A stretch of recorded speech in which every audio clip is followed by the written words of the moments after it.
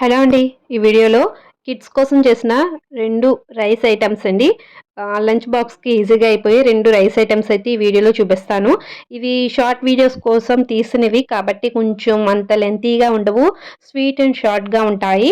First వచ్చేసి నేను capsicum and carrot rice చేస్తున్నాను. దానికోసం కొంచెం ఆయిల్ వేసుకొని, కొంచెం జీలకర్ర, ఆనియన్స్ కూడా కొంచెం లైట్‌గా వేసుకోండి. చిన్న ముక్కలు కట్ చేసుకొని, అలాగే మా పిల్లల కారం ఎంత తింటారో దాన్ని బట్టి మీరు పచ్చిమిరపకాయలు అవి వేసుకోండి. ఇక్కడ క్యారెట్ అండ్ క్యాప్సికమ్‌ని చిన్న చిన్న క్యూబ్స్‌లా కట్ చేసుకున్నాను.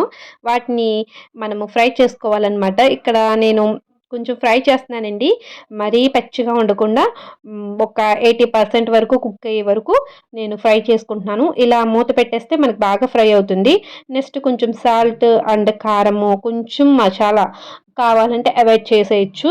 స్పైసీగా తినే పిల్లలైతే హ్యాపీగా వేసేసుకోవచ్చు. తర్వాత వండిన అన్నం ఉంటుంది కదా! అది కొంచెం వేసి కలిపేస్తే మనకి carrot capsicum rice is ready. మీ పిల్లలకి హ్యాపీగా మీరు లంచ్ బాక్స్‌లో సర్వ్ చేసేయొచ్చు. చాలా సింపుల్‌గా అయిపోయే రైస్ ఐటెమ్ అనమాట. అండ్ హెల్తీ కూడా. మీకు ఈ రైస్ ఐటెమ్ నచ్చితే లైక్ చేయడం మర్చిపోకండి. నెక్స్ట్ వచ్చేసి పులిహోర అండి. తెలియని వాళ్ళు ఎవరుంటారు చెప్పండి?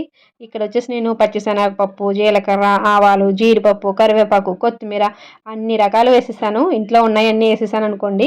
ఇవన్నీ కలిపి తాలింపు పెట్టేసి పక్కన అన్నం చల్లారబెట్టుకున్నాను. అలాగే నిమ్మకాయ పులిహోర కాబట్టి నిమ్మకాయ పులుపు అనేది తీసుకొని పక్కన పెట్టానండి. కొంచెం సాల్ట్ కూడా అందులోనే వేసేసానండి ఈ పులుపులో. ఇక్కడ నాకు 3 నిమ్మకాయలు పడ్డాయి.